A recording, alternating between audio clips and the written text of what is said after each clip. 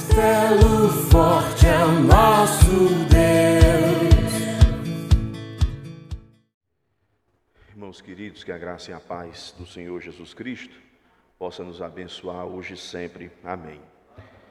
Irmãos, eu tenho uma excelente lembrança aqui da Igreja Cairóis. Em 1900 não, aí também já é muito. Mas em 2006, eu estive aqui em um culto de encerramento do presbitério, sendo licenciado ao Sagrado Ministério aqui. Na ocasião, estava aqui, fui licenciado junto com o reverendo Eivel, que hoje está no interior do estado, cuidando de uma igreja lá. E ainda tem uma foto, uns 40 quilos atrás, bem mais magro. Mas, enfim, é um tempo, que bom saber que o tempo passa e o povo de Deus continua firme, na jornada e na caminhada. Quero agradecer o conselho da igreja, agradecer também ao nosso irmão reverendo David pelo convite, e rogar a Deus que abençoe ricamente a vida dos irmãos, a vida da comunidade, no sentido de sempre crescer na graça e no conhecimento de nosso Senhor e de nosso Salvador Jesus Cristo. Meus irmãos, vamos abrir as nossas Bíblias em 1 Coríntios 2, verso 2, capítulo 2, verso 2, e eu lerei apenas um verso, no final nós vamos retomar essa linha desse argumento de Paulo. 1 Coríntios 2, verso 2. Aliás, a resolução interior de Paulo. Porque decidi nada saber entre vocês, a não ser Jesus Cristo e este crucificado. Porque decidi nada saber entre vocês, a não ser Jesus Cristo e este crucificado. Meus queridos irmãos, é comum no mês de mês de outubro, lembrarmos a reforma protestante do século XVI. Nós sempre marcamos ou sempre temos em mente aquilo que aconteceu no dia 31 de outubro de 1517, quando o então monge agostiniano Martinho Lutero chama toda a comunidade acadêmica do seu tempo para debater as indulgências. E ele, para isso, vai afixar 95 teses na porta da Catedral de Wittenberg, tentando demover o Papa da venda das indulgências e afirmando o Evangelho como o grande tesouro da Igreja cristã. No entanto, meus irmãos, a reforma ela não fica restrita apenas ao evento do dia 31 de outubro. A reforma, ela se expande e ela pode ser resumida em alguns aspectos alguns aspectos que marcam de maneira mais clara o que ela significou, como, por exemplo, a codificação dos solas da reforma, os grandes credos e a confissão e as confissões da época da reforma, bem como a piedade experiencial ou a procura de reforma da vida, que é tão marcante também no entendimento reformado.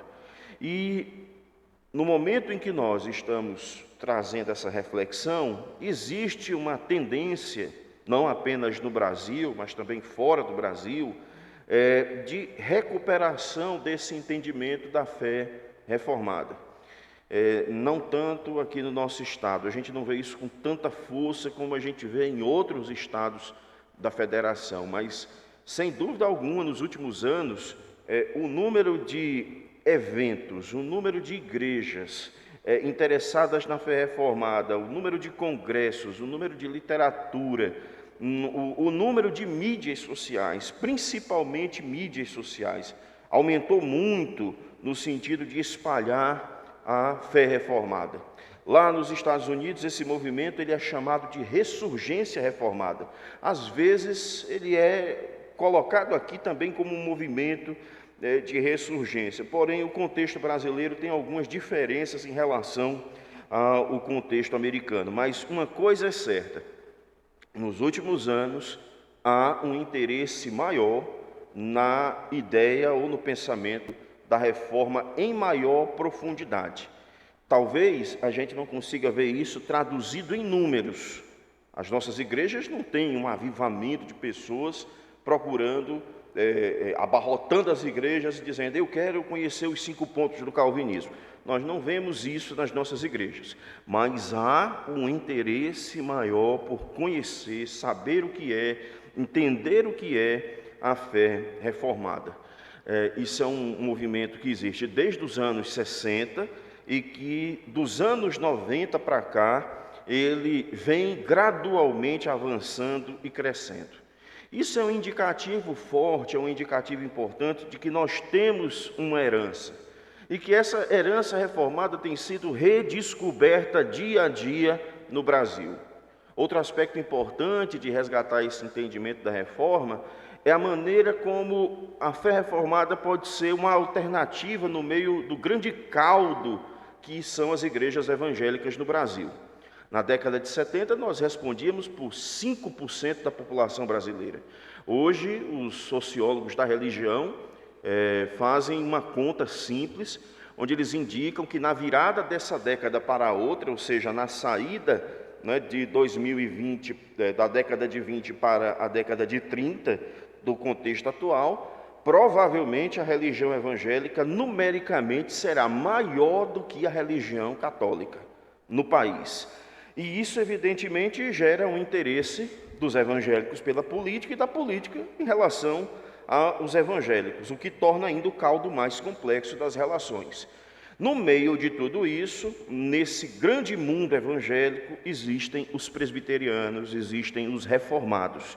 E nesse momento atual da fé evangélica no Brasil, nós temos que pensar em que sentido a nossa herança reformada pode ser uma contribuição para o contexto brasileiro e para a igreja evangélica brasileira. Para isso, nós temos que procurar, ou temos que responder algumas questões, sendo que a primeira delas é: o que é ser reformado? Quais são as doutrinas que configuram a essência da fé reformada e o que a fé reformada propõe e significa para os nossos dias? Então, eu vou tentar responder essas perguntas com vocês, elaborando 3 assuntos ou 3 tópicos essenciais. O primeiro deles é a importância dos 5 solas da reforma. Talvez você tenha ouvido falar muito nesses dias desses 5 solas, e não é por acaso que você ouviu. Os 5 solas, eles são importantes no sentido de serem explicados novamente para a igreja e serem algo do domínio do nosso conhecimento enquanto herdeiros da reforma, porque ele traz uma resposta importante para uma velha crítica, para uma velha cobrança que o catolicismo sempre fez em relação às igrejas evangélicas. O catolicismo desde cedo disse que o protestantismo é muito dividido, e um grande texto, ou pelo menos uma grande crítica que eles fazem é no respeito à Eucaristia. No início da Reforma houve um grande debate com respeito à Eucaristia. Lutero tinha um entendimento, Zwingli tinha outro, Calvino tinha um entendimento de meridiana, de meio termo entre eles, e a Igreja Católica dizia: está vendo, a gente não pode dar a Bíblia para os protestantes, porque se a gente der a Bíblia para eles, eles vão interpretar o livro de várias maneiras e vão rasgar a unidade da igreja, vão se tornar pequenas seitas. E, na verdade, esse argumento foi muito fortemente usado em um período crítico da Reforma, mas ele acabou não se configurando, porque a Reforma protestante não é, de forma alguma, um tipo de divisão sectária, onde várias seitas se quebram em entendimentos diferentes, sendo que elas depois não comunicam-se umas com as outras. E o entendimento de que isso não é verdade vem a partir dos 5 solas, porque à medida que a reforma se espalha e à medida que o tempo passa, existem tópicos que são essenciais e que mudam os tempos, eles permanecem ali estáveis, fixos e firmes para os protestantes. E ao mesmo tempo eles continuam ainda apontando para os erros da Igreja Católica, para aquilo que precisa ser corrigido e como o protestantismo ele se estabelece com a compreensão clara e simples da fé cristã. Então, o que esses 5 solas dizem e o que são esses 5 solas? O primeiro aspecto destacado pela Reforma é somente a graça, sola gratia. O que esse termo significa? Significa que a salvação é obra de Deus, exclusiva obra de Deus, que o homem não contribui com nenhum mérito para a salvação, que a salvação é pura graça, é um ato unilateral do Senhor. Somente a graça então exalta a maravilhosa misericórdia de Deus. E quando os reformados, ao longo do tempo, afirmam somente a graça, eles estão acompanhando o que a Escritura diz. Em Romanos, no capítulo 3, verso 19, o apóstolo Paulo diz o seguinte: ora, sabemos que tudo que a lei diz aos que vivem na lei, o diz para que toda boca se cale e todo mundo seja culpável perante Deus. Verso 20 em diante. Visto que ninguém será justificado diante dele por obras da lei, em razão de que pela lei vem o pleno conhecimento do pecado. Mas agora, sem lei, se manifestou a justiça de Deus, testemunhada pela lei e pelos profetas. Justiça de Deus, mediante a fé em Jesus Cristo, para todos e sobre todos os que creem, porque não há distinção, pois todos pecaram e carecem da glória de Deus, sendo justificados gratuitamente por sua graça, mediante a redenção que há em Cristo Jesus. Outro solo da Reforma é o somente a fé. Essa é a afirmação de que nós não recebemos a justiça de Deus pelas nossas obras, mas pela fé. E esse tópico é uma confrontação direta ao entendimento católico de que justificação é tornar-se justo. O entendimento católico misturava, ainda mistura nos nossos dias, o entendimento de justificação e santificação.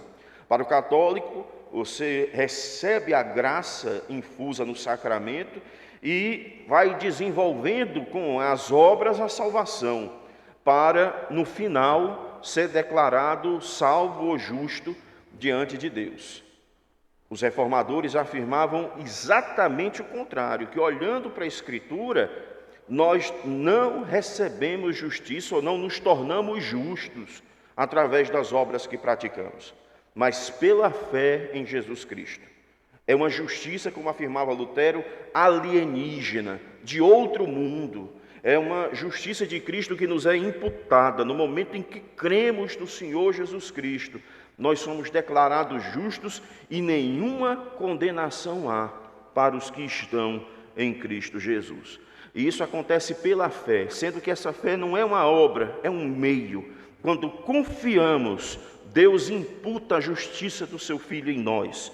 E quando os reformadores e a tradição reformada afirma isso ao longo do tempo, mais uma vez ela acompanha a Escritura quando diz: pela graça sois salvos mediante a fé. Isso não vem de vós, é dom de Deus, não vem de obras, para que ninguém se glorie. Outro solo da reforma é o somente Cristo. É a afirmação da suficiência de Jesus Cristo. Os pecadores não se tornam justos por eles mesmos, e ninguém pode adentrar no santuário do Senhor, ninguém pode subir ao santo monte do Senhor, ninguém pode ser aceito por Deus, ninguém pode fazer a passagem da escravidão do pecado para uma vida de comunhão com Deus, se não for por meio de Jesus Cristo. Ele é o único mediador entre Deus e os homens, e nele reside a justiça perfeita, de tal forma que, se queremos ser aceitos por Deus, nós não podemos recorrer a outro senão o Senhor. Ele é a videira verdadeira. Ele mesmo diz: sem mim nada podeis fazer. Então, quando a reforma diz somente Cristo, ela está mais uma vez acompanhando a Escritura, como quando em 1 João 20, 22 em diante, o apóstolo diz: quem é o mentiroso senão aquele que nega que Jesus é o Cristo? Este é o anticristo que nega o Pai e o Filho. Todo aquele que nega o Filho, esse não tem o Pai. E aquele que confessa o Filho tem igualmente o Pai. Ou seja, a afirmação de que somente por Cristo nós podemos ter acesso a Deus é o que afirma a Escritura. É uma conta simples. Se nós estamos em Cristo, se nós cremos em Cristo, nós somos aceitos por Deus e conhecemos o Pai. Mas se não estamos em Cristo, não conhecemos o Pai e não estamos no caminho da salvação. Outro slogan da Reforma é o somente as Escrituras. E essa é a contundente afirmação de que os papas, os concílios, todos eles estão sujeitos a erro. Mas a Escritura não. A Escritura é perfeita, a Escritura é suficiente, a Escritura é, como a nossa confissão diz, o juiz supremo em toda a controvérsia da religião. E quando a Reforma afirma essa suficiência da Escritura Sagrada, ela está também acompanhando a Escritura, como no livro de Apocalipse, no capítulo 22, a partir do verso 18, onde após receber a revelação, o próprio João diz: eu a todo aquele que ouve as palavras da profecia deste livro testifico, se alguém lhe fizer qualquer acréscimo, Deus lhe acrescentará os flagelos escritos nesse livro. E se alguém tirar qualquer coisa das palavras deste livro da profecia, Deus tirará a sua parte da árvore da vida, da cidade santa e das coisas que se acham escritas nesse livro. Ora, o que João está aqui fazendo é a afirmação de que a revelação de Deus, especial na Escritura, é perfeita. E o homem não pode nem tirar dessa revelação e nem pode acrescentar a essa revelação. A tradição reformada não nega a autoridade da tradição, não nega a importância da tradição. Ela não prega um biblicismo ingênuo, de tal forma que ao ler a Escritura nós mergulhamos diretamente no entendimento do Novo Testamento. É evidente que nós não estamos soltos, nós temos a tradição da igreja como uma comunidade hermenêutica que nos ajuda a interpretar a Escritura Sagrada. No entanto, o que a igreja interpreta não é infalível e perfeito. Perfeito é a palavra de Deus, de tal forma que as opiniões dos concílios, o entendimento da tradição da igreja, sempre tem que ser vistos abaixo do texto bíblico. Sempre tem que ser vistos abaixo do poder da Escritura. Nós não somos de tradição luterana, a nossa tradição ela é mais austera na liturgia, então a despeito dos luteranos que têm quadros, que têm vitrais. Um dos ícones mais marcantes da Reforma, e esse é ainda um desejo que tenho, não sei se o senhor vai permitir um dia, mas seria fazer um tour pelo trajeto da Reforma. E ali na Alemanha, a gente percebe na porta da Catedral de Wittenberg, existe sobre a porta as 95 teses grafadas. E na forma de um quadro, um estilo de abóbada, tem ali Lutero de um lado, com a Bíblia levantada, Melanchthon do outro lado, com a Confissão de Augsburgo abaixada, e no centro o crucificado, no centro a mensagem do Evangelho. É um ícone de como a Reforma desde o princípio sempre entendeu a tradição como algo abaixo da Escritura, e a Escritura perfeita. Nada pode concorrer com a Escritura Sagrada. Nada se pode tirar nem colocar. Por ela se julga os pais da igreja, por ela se julga a tradição da igreja, por ela se julga o entendimento dos concílios. Ela é sempre perfeita, palavra de Deus. E por fim, os reformados exaltaram o somente a Deus toda a glória. Com isso, os reformadores estavam dizendo que não havia nenhum espaço para a glória humana, que nenhum homem pode olhar para si e dizer: como eu sou santo, como eu sou bom, veja a minha placa de fidelidade, Deus me aceita por ela. Somente a Deus toda a glória significa que ninguém pode se exaltar diante de Deus, que todos nós devemos ser humildes diante de Deus. Lutero entrou num conflito, aliás, a vida de Lutero ela é marcada por grandes conflitos. E houve um debate em 1518, um ano depois da fixação das teses, em que Lutero discutia a justificação pela fé. E nesse debate, nessa polêmica, Lutero cunhou uma das expressões mais conhecidas da Reforma Protestante. O teólogo da glória chama o mal de bem e o bem de mal. O teólogo da cruz chama as coisas como de fato são. Até hoje, esse entendimento de Lutero sobre teologia da glória e teologia da cruz é muito explorado. Alistair McGrath tem livros sobre isso, Carl Trueman tem livros falando sobre esse entendimento de Lutero. E o que Lutero queria dizer é que o teólogo da glória, ele acha que conhece mais do que a palavra de Deus, apoiado na tradição. O teólogo da glória acha que tem algum mérito para apresentar diante de Deus, que pode contribuir de algum jeito para a sua salvação. Mas o teólogo da cruz não. O teólogo da cruz, ele sabe o quão miserável é. Ele é humilde o suficiente para descansar nas promessas de redenção do Senhor. Ele se humilha diante de Deus, ele recebe o livre perdão que vem de Deus, sabendo que nada pode contribuir para a sua salvação. E nessa humilhação ele exalta Deus. Com esse entendimento, mais uma vez, não apenas Lutero e os reformadores magisteriais, os grandes reformadores daquele período, Lutero, Calvino, Zwingli, mas a tradição reformada ao longo do tempo acompanha as Escrituras, seguindo aquilo que Paulo diz em Romanos 11:33. Ó profundidade da riqueza, tanto da sabedoria como do conhecimento de Deus! Quão insondáveis são os seus juízos e quão inescrutáveis os seus caminhos! Quem, pois, conheceu a mente do Senhor? Quem foi o seu conselheiro? Ou quem primeiro deu a ele para que lhe venha a ser restituído? Porque dele, por meio dele, para ele são todas as coisas. A ele, pois, a glória eternamente. Amém. É dessa maneira, irmãos, que nós afirmamos os 5 solas da Reforma Protestante. Quando nós falamos que temos uma herança reformada, essa herança tem um coração, tem um centro de gravidade que sustenta todo o peso do edifício reformado, da tradição reformada, que é a mensagem bíblica da redenção. É comum as pessoas às vezes dizerem, com razão, mas muitas vezes desfocando o elemento de importância. Às vezes as pessoas dizem assim: ser reformado é mais do que os 5 pontos do calvinismo. Claro que é. A tradição reformada é muito maior que isso.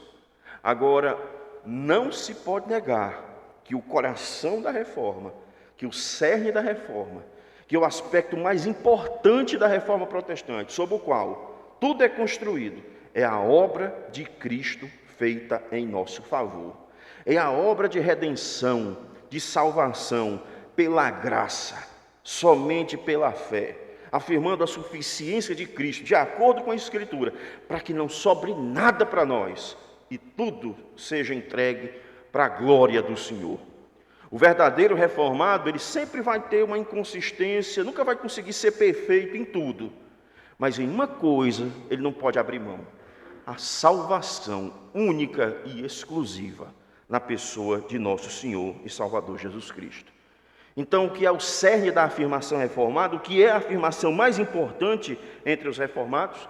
A salvação é dom de Deus, a justiça de Deus é recebida por fé, não por obras. O pecador precisa de Jesus e nada mais. A Escritura é suficiente.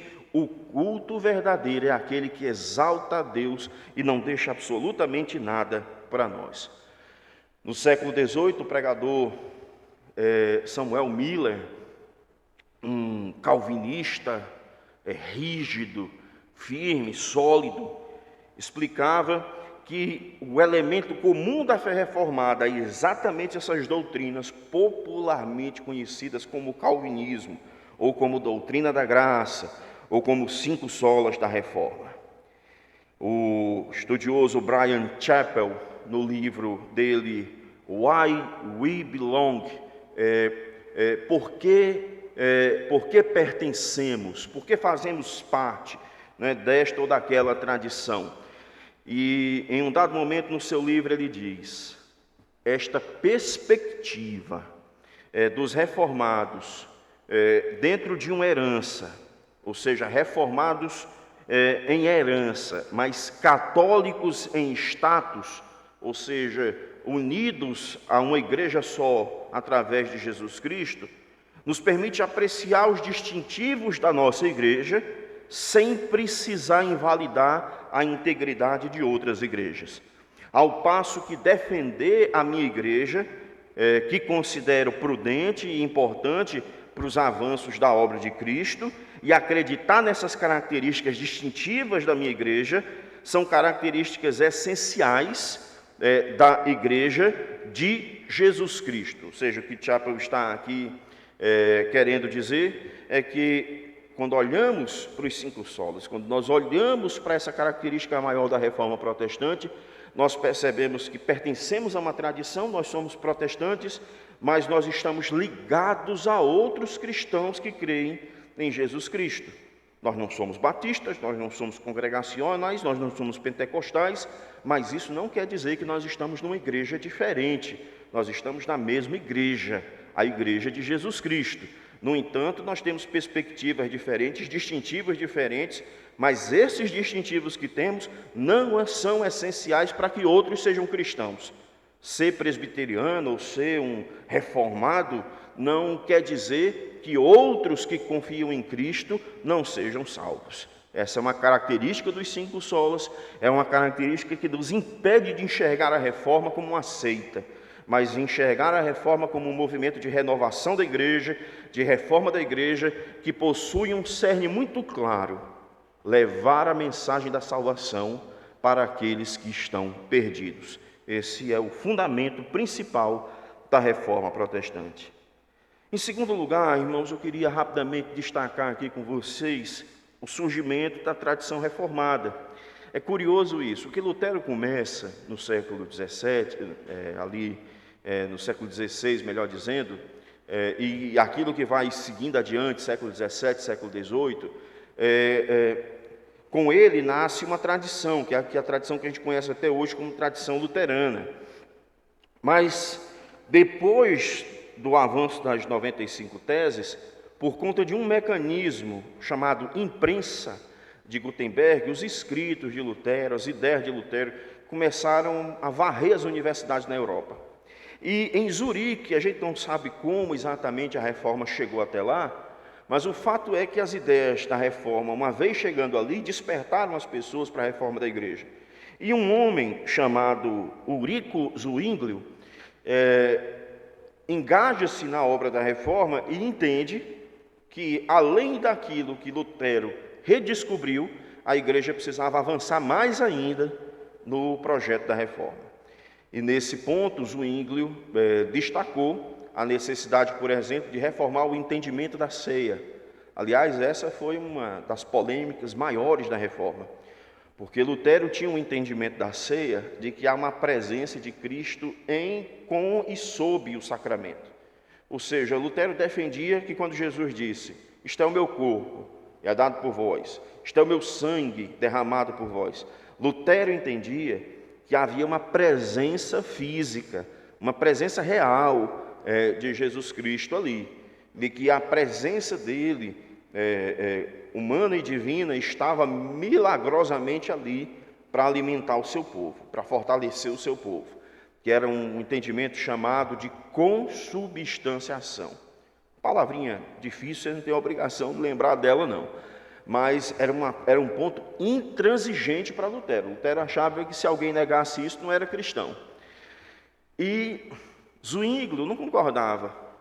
Zwinglio dizia: não, está equivocado, porque quando Jesus diz "eu sou a porta", ninguém interpreta o que Jesus está dizendo como se ele fosse uma porta literal. Então, quando ele está dizendo "isto é o meu corpo", não é que ele é o pão ou o vinho, mas que é ali um indicativo metafórico para uma memória, porque ele diz: fazer isso em memória de mim. E Zwinglio era também muito intransigente na sua posição, a despeito de tentar se conciliar com Lutero o tempo todo. Mas, enfim, Zwinglio não tinha muita disposição de aceitar o entendimento de Lutero. Eles tiveram um colóquio chamado Colóquio de Marburgo, onde Zwinglio escreveu uma exegese amiga para interpretar a ceia. E Lutero disse: essa é uma exegese do cão. Não, ele não queria papo, não queria conversa em relação a isso. E, de fato, eles não chegaram a esse entendimento.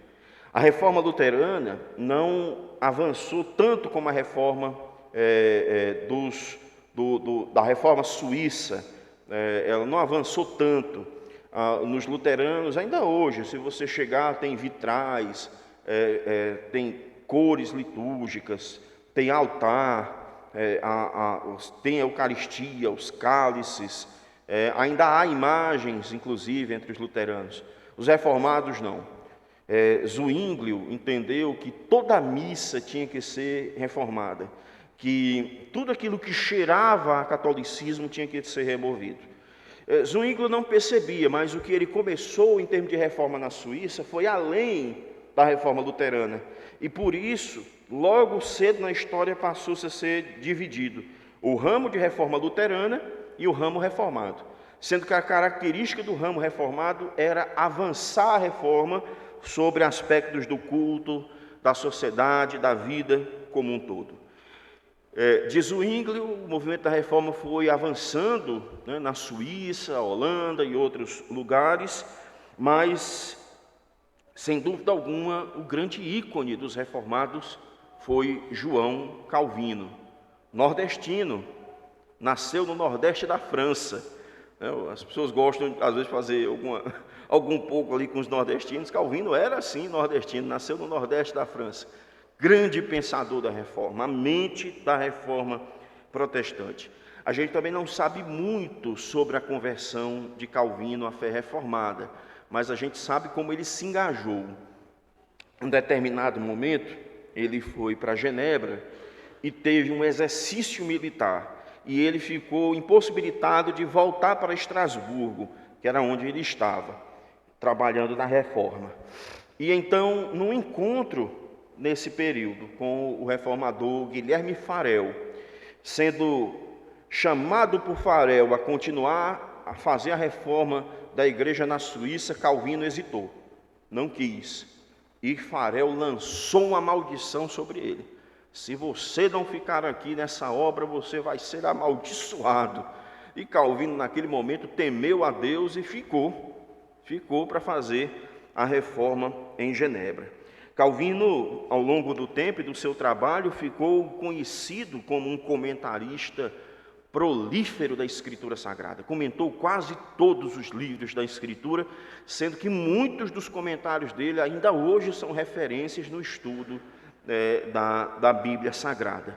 Ele também se destacou como pregador, pregava vividamente no púlpito de Genebra, um líder da igreja, mas o seu escrito mais importante foi as Institutas da Religião Cristã, obra que ele editou ainda por 3 vezes, e a bênção é saber que os 3 volumes das Institutas estão presentes no Brasil, traduzidos. A primeira Instituta, a tradução ou a versão que foi ampliada, e a última versão, ela está disponível em português.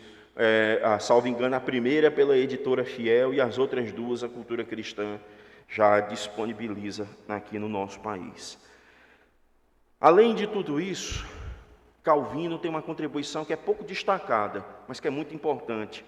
Calvino fundou uma escola em Genebra, a faculdade, a escola de Genebra, e essa escola de teologia de Calvino foi muito importante, não só para o ensino de futuros missionários e líderes, pastores e ministros da palavra, bem como também foi um lugar para refugiados.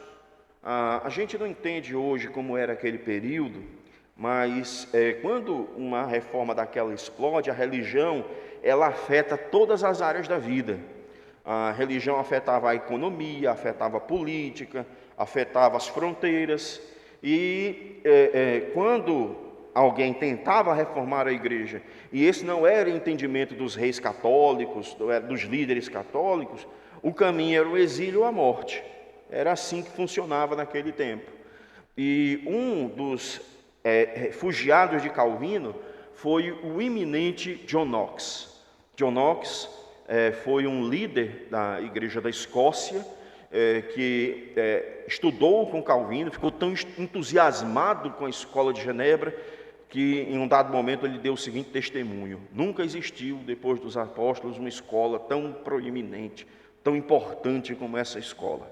Ele depois retorna para a Escócia, e num grande movimento de reforma da igreja da Escócia, da Kirk, ele estabelece ali o sistema de governo presbiteriano em 1560. E é dali que começa a tradição presbiteriana na história da reforma, 1560, com o estabelecimento do presbiterianismo na Escócia, na igreja da Escócia, posteriormente como própria religião nacional da Escócia e do governo escocês também. A tradição reformada, nesse sentido, irmãos, através do gênio de Calvino, acaba nos mostrando que a palavra de Deus nos mostra o caminho da salvação, mas a palavra de Deus ela é tão importante que ela também mostra como reformar a igreja, como ver o trabalho, a economia, a ciência, a arte e a esperança vindoura. Com Calvino a gente tem a percepção, como bem nota Abraham Kuyper no seu texto sobre o calvinismo, que a religião reformada, a fé reformada, ela é uma lente para enxergar a realidade como um todo. A partir do sola escritura, nós encontramos princípios da palavra de Deus para guiar toda a nossa vida. E essa rica tradição, de uma tradição cosmovisionada pela Bíblia, cosmovisão é a regra do óculos, né? Talvez a metáfora mais importante seja o óculos. Cosmovisão quer dizer que nós enxergamos a realidade através do óculos da palavra de Deus. Então, quando o mundo de ciência diz, olha, o mundo começou com uma explosão, com um Big Bang, o cristão, ele olha para esse mesmo evento da criação e diz o seguinte, olha, não foi com o Big Bang, foi um Deus soberano, inteligente, que criou todas as coisas. E porque ele imprimiu as marcas da sua sabedoria na criação, é que eu posso fazer ciência. Porque existe beleza, existe lógica, existe uma conexão de causa e efeito nas coisas, porque o nosso Deus é um Deus de ordem, é um Deus soberano. Então, ter cosmovisão significa isso, significa que nós olhamos para a realidade a partir da Escritura, de tal maneira que nada impede um cristão de ser um cientista, de ser um político, de ser um filósofo, de ser um economista. A Escritura nos dá as condições de exercer qualquer tarefa lícita, justa, de acordo com a lei de Deus, para a glória do Senhor. A tradição reformada, essa que veio com Zwinglio, com Avanço, com Calvino, que é o grande ícone representativo dessa tradição, ela avançou para um entendimento mais seguro da Escritura a partir de credos e confissões. É uma contribuição reformada que ainda hoje é sentida.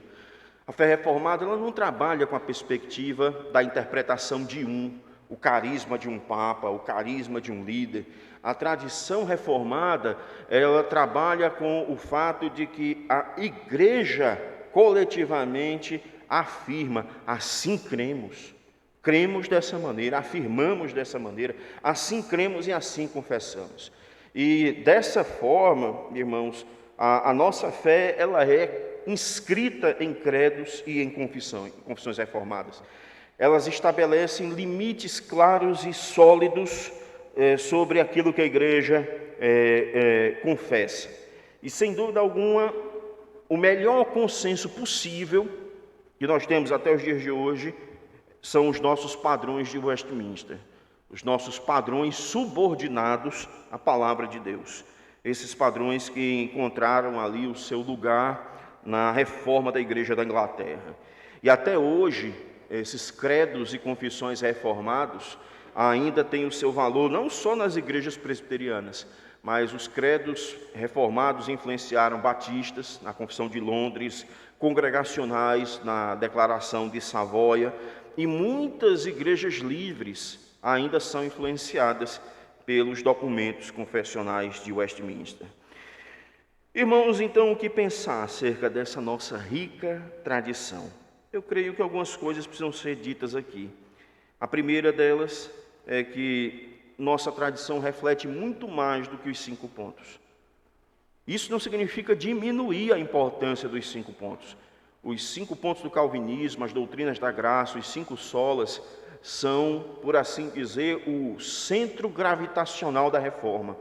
Somente Cristo, somente a obra dele em nosso favor, de acordo com a Escritura e para a glória de Deus, é o edifício que sustenta todo o peso da reforma, é o fundamento que sustenta todo o peso da reforma protestante. Mas, ao mesmo tempo, nós cremos que a partir da Escritura nós podemos encontrar da parte de Deus a direção para reformar outras áreas da vida da igreja e também das nossas vidas. Nesse sentido, irmãos, a nossa rica tradição nos mostra que a partir da Escritura nós podemos ter uma reforma do culto, nós podemos ter uma reforma da pregação, do púlpito para exaltar a Cristo, uma eclesiologia sólida a partir da Escritura, com o governo de presbíteros. Nós temos a partir da lente da reforma e dos nossos credos, das nossas confissões, uma visão muito clara dos sacramentos, uma visão muito clara do batismo e também da ceia do Senhor. E sabemos que precisamos, ao longo do tempo, buscar na Escritura a maneira de ver nossa relação com o Estado, a nossa relação com a cultura, de tal maneira que ela glorifica o Senhor, e o próprio desenvolvimento científico. Isso é uma característica da nossa herança. Nós também, irmãos, temos uma grande riqueza em nossos credos e em confissões, e aqui eu quero tratar de um assunto muito sério com vocês. Acredito que à medida que a reforma tem sido levantada, nós precisamos encontrar um ponto de equilíbrio que nos possibilite uma visão saudável dos nossos símbolos de fé. Ao contrário do que pensam alguns, os nossos padrões, os nossos catecismos não aprisionam a igreja, não subtraem a autoridade da Escritura Sagrada, não engessam aqueles que usam credos e confissões numa torre de marfim da era elisabetana, como se nós quiséssemos usar a roupa e o chapéu dos puritanos. Essa é muitas vezes uma crítica infundada, é um espantalho que é levantado, que não é verdadeiro em relação aos verdadeiros confessionais. Um verdadeiro confessional nunca vai levar a confissão ao mesmo pé de igualdade que a Escritura. Um verdadeiro confessional nunca vai idolatrar os puritanos, porque isso nunca foi a intenção deles no processo da reforma. Um verdadeiro confessional nunca vai viver aprisionado aos documentos confessionais, como se eles nos impedissem de continuar estudando e desenvolvendo a doutrina para ter melhor compreensão do que Deus requer do seu povo. No passado, essa radicalização também aconteceu.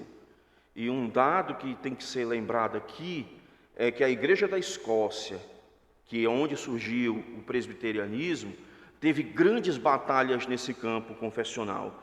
E o professor de História, Nicholas Thompson, em uma série de ensaios sobre a tradição escocesa, ele, em um dos pontos destacados, lembra que muita coisa da reforma na Escócia foi para a periferia, deslocou-se para o lado da reforma, ou seja, as pessoas passaram a ter interesse pela reforma porque aconteceu o que ele chama de narcisismo das pequenas diferenças. Às vezes, quando se recupera os padrões confessionais, começa-se a ter um zelo excessivo e algumas coisas em que nós poderíamos ter interpretações diferentes passam a ser objeto de grande polêmica. Deixa eu dar um exemplo aqui para vocês. Quando nós falamos do Credo dos Apóstolos, nós podemos afirmar que a doutrina da Palavra de Deus é resumida na maioria desse credo. Creio em Deus Pai Todo-Poderoso, Criador do céu e da terra. Quem é que vai disputar isso? Que ali é a tradução fiel da Escritura. Ninguém vai disputar. Creio em Jesus Cristo, seu único Filho, nosso Senhor. Ninguém vai disputar isso. Ninguém vai disputar também. Creio no Espírito Santo, creio na igreja, na ressurreição do corpo, na vida eterna. Mas existem algumas palavras do credo que os cristãos interpretam ela de forma diferente. Por exemplo, no credo dos apóstolos, nós temos ali a expressão desceu ao Hades. Os luteranos interpretam de um jeito, os reformados interpretam de um outro. A própria palavra, creio na igreja católica, a palavra é católico, para alguns não é a palavra ideal, aí preferem colocar creio na igreja universal. Talvez hoje a gente diria, mas também não serve, igreja universal, então vai ter que mudar o termo. O que eu quero dizer é que, embora uma palavra esteja lá, o que nós temos que interpretar não é a palavra em si, mas o que ela quer dizer, a sentença do que ela quer dizer. E aí, nesse ponto, quando eu digo creio na ressurreição do corpo, quando eu digo creio na igreja católica, quando eu digo creio que Jesus desceu ao Hades, ainda que eu não creia que Jesus foi até os espíritos lá embaixo para pregar, para salvar os espíritos, eu não creio que o entendimento seja esse, mas eu creio, sim, que ele desceu ao Hades, na cruz do Calvário, quando ele disse, Deus meu, por que me desamparaste? Ali ele sofreu as agruras do inferno. Ou seja, eu qualifico, interpreto com outras palavras, sem perder o significado do que o credo quer dizer.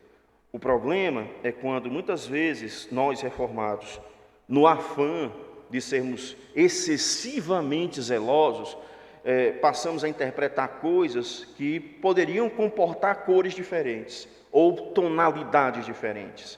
É verdade que quando a gente pensa em o entendimento de aceitação integral dos símbolos de fé, nós pensamos em aceitação de tudo aquilo que o sistema de doutrina da confissão está nos dizendo.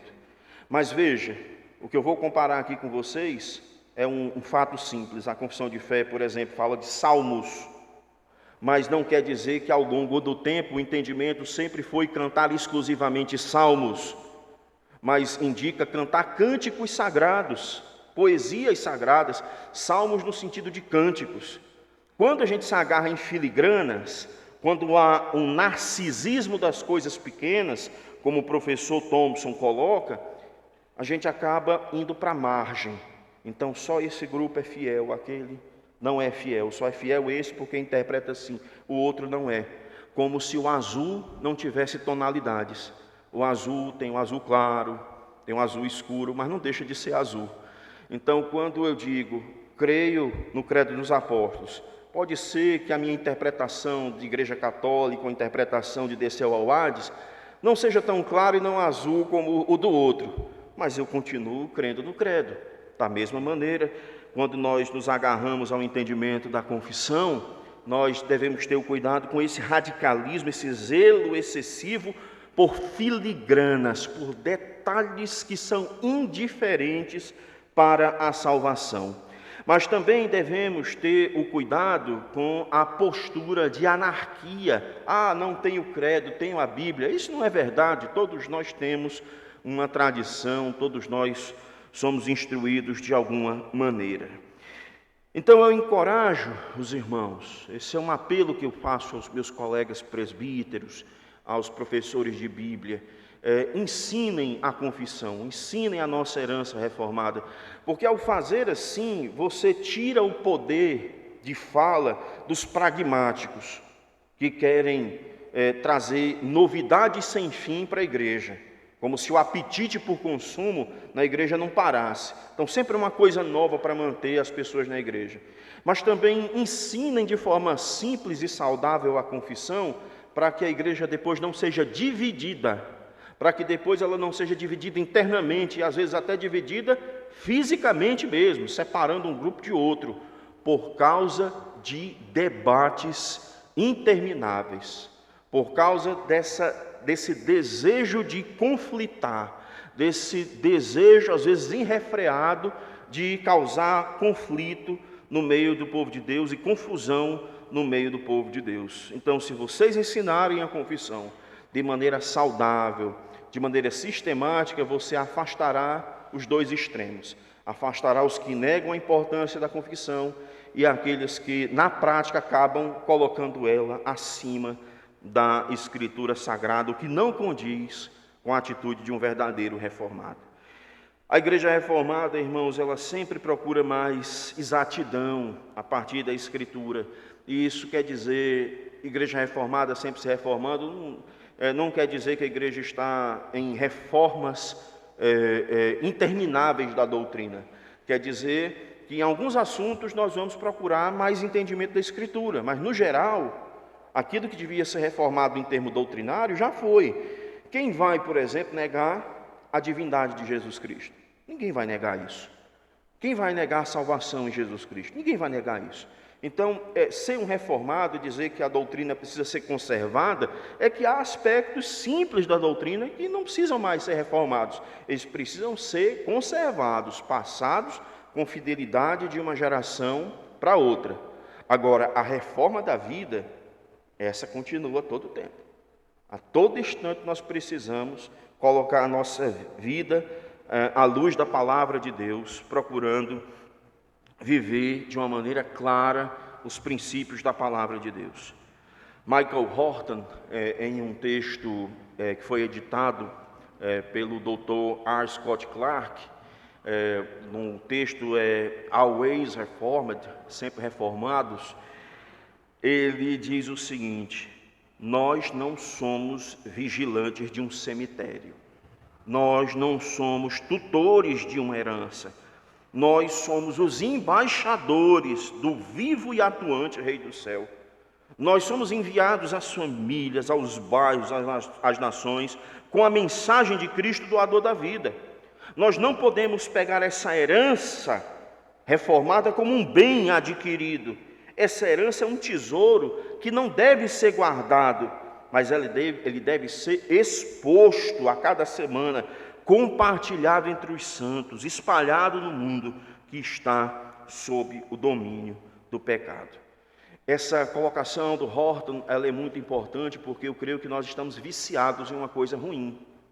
Nós estamos acostumados agora que pessoas que vieram da Assembleia de Deus, que vieram de seitas neopentecostais, venham para as nossas igrejas em busca de teologia reformada, de pregação, de ensino, e nós nos viciamos nisso, de receber, claro, acolher, receber, isso é muito bom, mas nós não podemos viver desse marketing centrípeto, onde a gente diz, aqui você vai encontrar uma fé reformada, e aí aquele que quer conhecer, vem para cá. Nós não podemos crescer dessa forma, nós temos que crescer para além disso. Nós não podemos ficar aqui só recebendo pessoas, aguardando que elas venham, esperando que elas venham, sem ir ao encontro delas. Nós precisamos ir ao encontro dela, e ir de uma maneira organizada, e de uma maneira de tal forma que os crentes convidem amigos, parentes, vizinhos, e que o púlpito troveja a cruz do Calvário para falar da salvação que há em Cristo Jesus. Nós precisamos ir ao encontro, cada um, encontro dos vizinhos, dos parentes, dos amigos, dos colegas de trabalho, para anunciar Jesus Cristo. Convidar incrédulos para ouvir a mensagem do Evangelho, mas ficar esperando que as pessoas venham. Olha, venham aqui é a verdadeira igreja reformada. Essa é uma atitude que não deve ser a nossa atitude. Se alguém vier, vai ser bem recebido, vai ser bem acolhido, Deus seja louvado por isso. Mas o método natural da igreja é ir ao encontro dos perdidos, ir ao encontro daqueles que estão longe. Eu vou concluir aqui, irmãos, destacando os nossos desafios. A igreja de herança reformada tem desafios. Nosso desafio ainda continua sendo o catolicismo romano. Milhares de pessoas estão ainda nas trevas do paganismo, longe da palavra de Deus, e essas pessoas precisam conhecer o Evangelho do Senhor Jesus Cristo. Nós precisamos ainda manter o confronto com o paganismo, tão expresso, tão vivo ainda dentro da Igreja Católica Romana. Algum pode dizer, mas o Papa Francisco é tão bom, tão sereno. Eu duvido que alguém pode ser salvo e estar na Igreja Católica. Irmãos, muitas pessoas estão ainda em seitas, muitas pessoas ainda estão em falsas religiões, pensando que vão ser salvas e precisam ouvir o Evangelho de Jesus Cristo. Então ainda o desafio da reforma continua. Ainda continua o desafio de confrontar o paganismo romanista e dizer claramente que não há como alguém ser salvo permanecendo no paganismo da Igreja Católica. E o confronto não apenas de antagonismo por antagonizar, mas o desafio de pregar o Evangelho àqueles que ainda estão reféns do paganismo, seja ele o paganismo católico, o paganismo dos cultos sincréticos no Brasil e de outras seitas que têm crescido no nosso país. Nós temos um outro desafio, que é o desafio do próprio movimento evangélico brasileiro. O movimento evangélico, tal como a gente conhece hoje, não é mais aquele mesmo movimento evangélico de 20 anos atrás. Eu me lembro muito bem de 20 anos, quando a gente abria um programa de rádio, a gente escutava evangelho.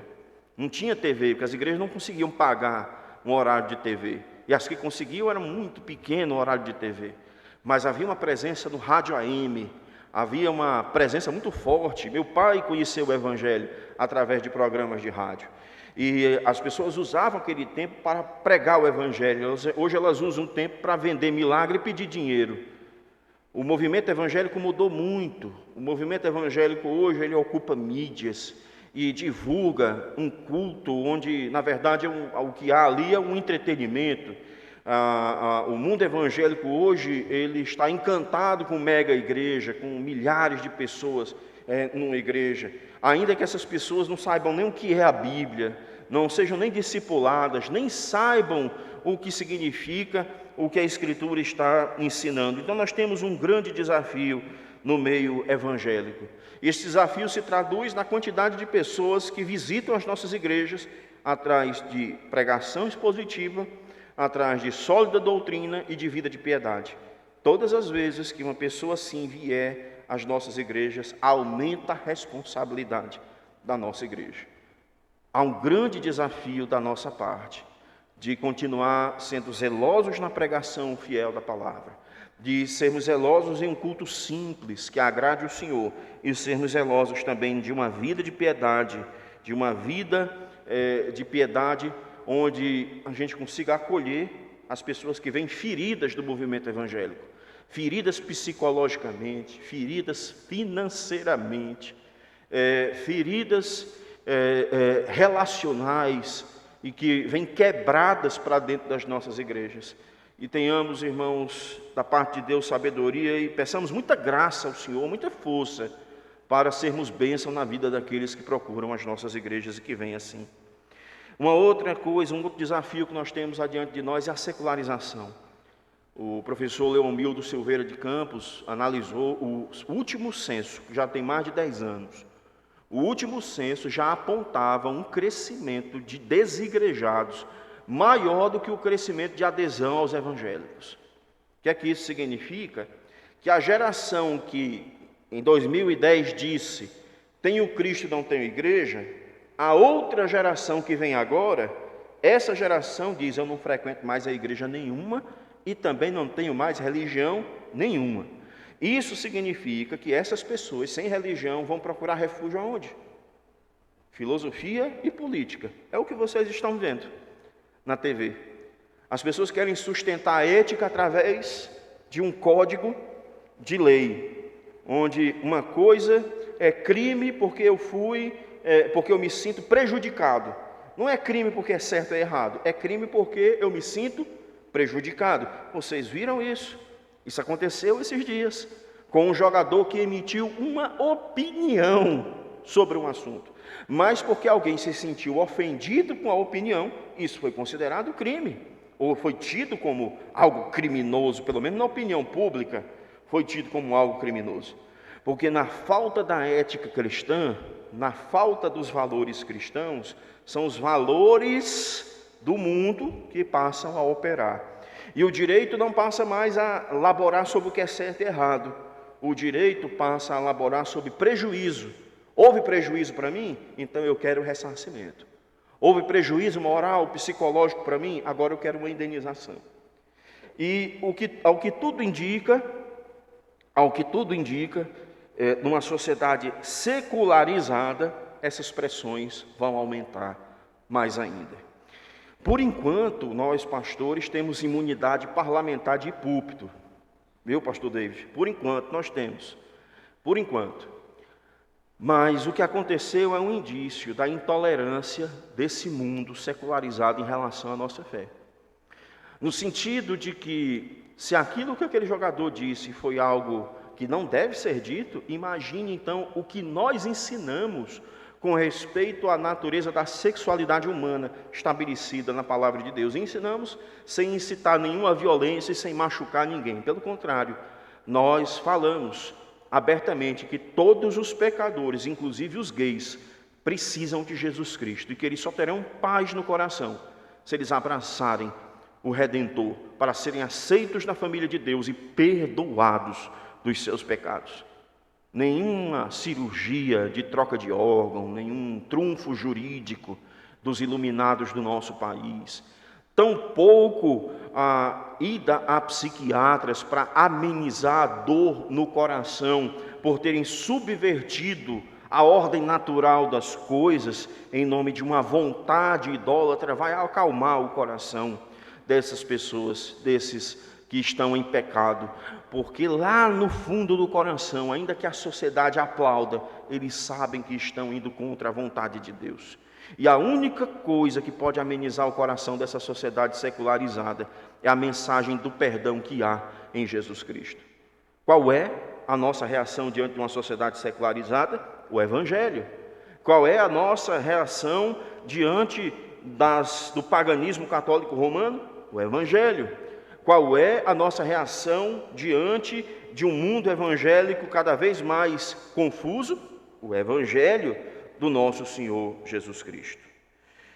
Concluo, irmãos, essa reflexão sobre a reforma, trazendo ao nosso entendimento algumas questões básicas, apenas resumindo o que levantamos até aqui. Nossa herança reformada é repleta de catolicidade. Quando pensamos na herança reformada, não lembremos dela de forma sectária.